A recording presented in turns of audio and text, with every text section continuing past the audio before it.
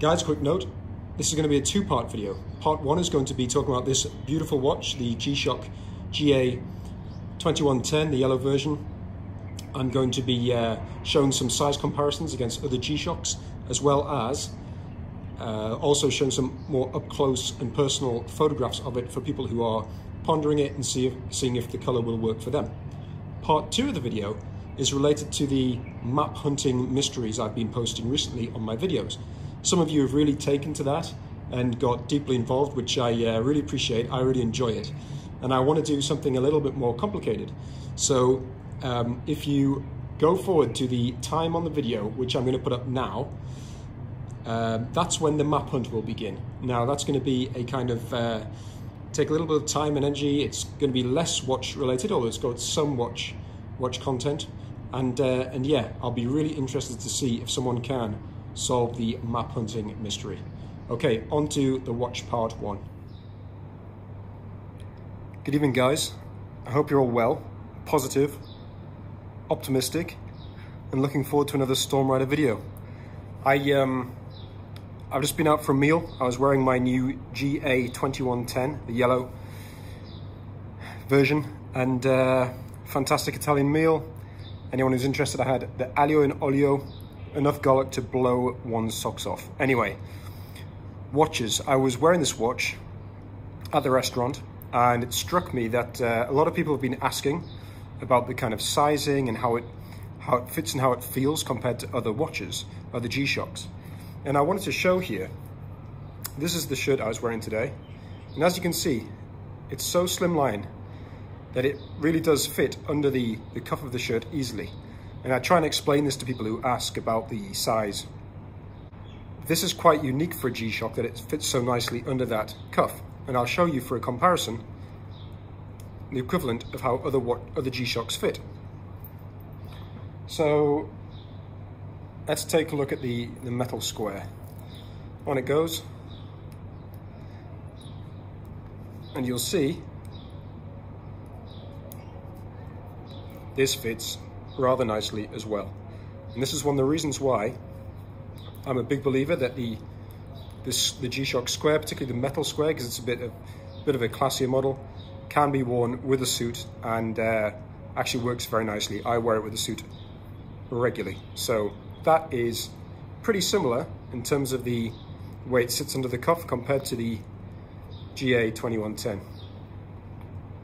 However, if we then move on to something like the GW9400, the Rangeman, someone asked me this specific question: how does it compare size-wise? In fact, it was William Scully. Thank you very much for the questions, William. And here you go is the actual demonstration to answer your question.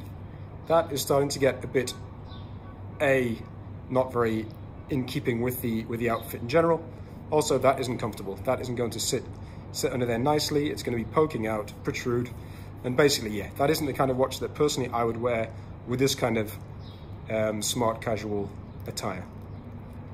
Doesn't work in my opinion. This watch is more for t-shirts, sportswear, going to the gym, things like that. How about the GPW2000? This is the absolute classic, the Gravity Master. There's been a lot of noise on my channel about this watch. People absolutely love it. A lot of people are very, very tempted to get hold of one, even though I believe they're not in production anymore of this type. Obviously, there's a new model of Gravity Master out, but this is the older version, and as you can see, much thicker than the GA2110. The GA2110 sits so much shallower on the actual wrist, and that means obviously you feel the weight as well. This is a heavy watch. This sits on your wrist and you barely notice it. And then if you go to even more extreme, and by the way, I do think this Gravity Master looks great with smart casual clothes. I just wouldn't be wearing it with a shirt with the actual sleeves down because it just doesn't fit very well. Then we move on to the GG V100, the Mudmaster. Again, I think you see where this is going. Big, it's got roughly the same dimensions of the Gravity Master. Doesn't fit under that cuff very well, wouldn't be the right watch to wear with this specific outfit. Again, perfect for sportswear, going running, going to the gym, going to the beach, but with a shirt, not for me personally. And then, I think arguably the most extreme, the GWG 1000. No, this just really doesn't suit a smart casual shirt setup, and it's absolutely huge underneath there. Look, it really sticks out. So I just want you to pay attention to the amount that the bezel is sticking out here on the GWG 1000. And then I'm going to quickly switch back to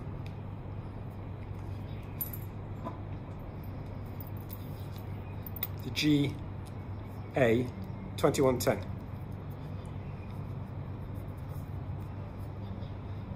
The sleeve is almost flush, almost.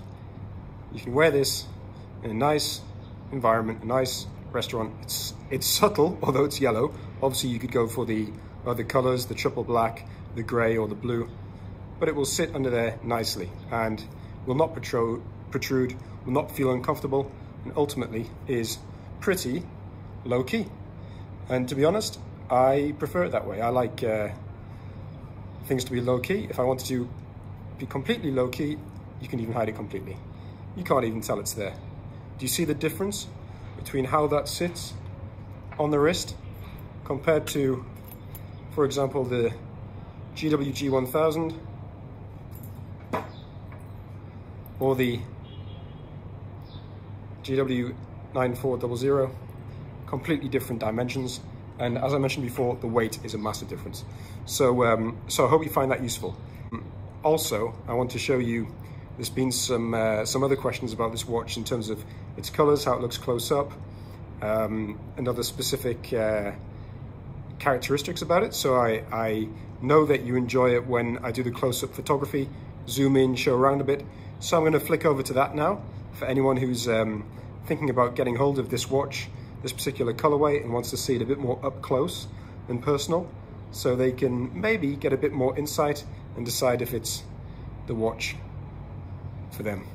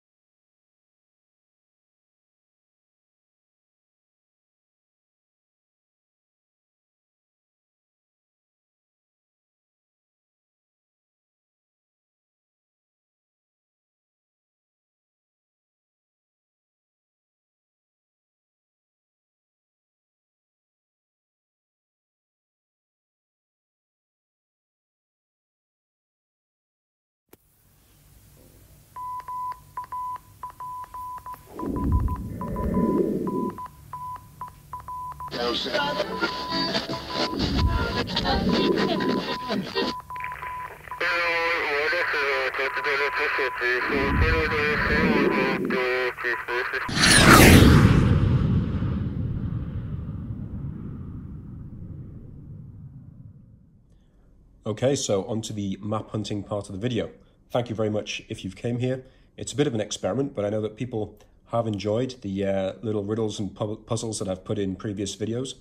And a few people have actually got the answer right. Well done to them. Now, today's is a little bit more complicated.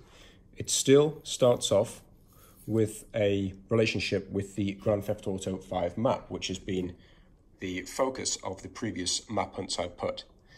However, it goes beyond that now. So there was a long time conspiracy or thoughts that there was actually a giant shark that lives in the waters around the island of Los Santos. You'll see online that people said that there was what they call a megalodon, although I don't think it's ever been proven. There are various things hidden in the sea, and a megalodon has never been found to my knowledge. Now, I want you to now go on Google Maps, or Google Earth ideally, and search for that animal's name, the megalodon, within the city of London. So you've went on Google Maps or Google Earth and you've searched for megalodon, London. You will be rewarded with a specific institution. It will point you straight there. For an extra clue, it has a green roof. Now, what I will want you to do at that point is take a bearing, which is the equivalent of what this GWG 1000 Mudmaster is about to show you. So watch this. I'm going to move the hands out of the way so you can see the digital readout. I'm going to turn the compass on.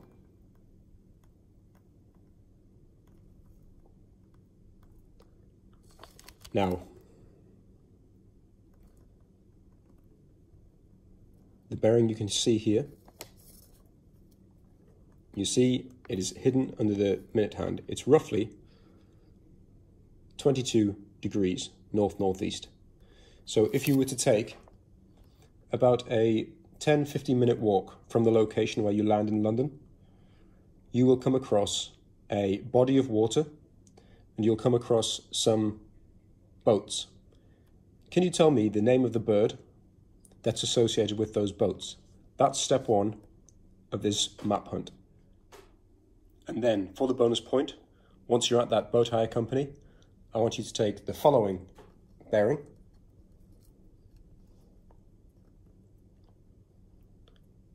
Again, now we're going to walk around 3 to 4 minutes across the grass from the boats, and at this bearing you'll then come across a specific tree, and I want you to write down the name of that tree. That might not make a lot of sense right now, but when you're on the map it should. So good luck, guys. Bear with me, I'm just playing around with this right now, but I think someone will have the perseverance to put those two answers in the comments, write them below, and that will be very impressive. Thank you very much. Take care.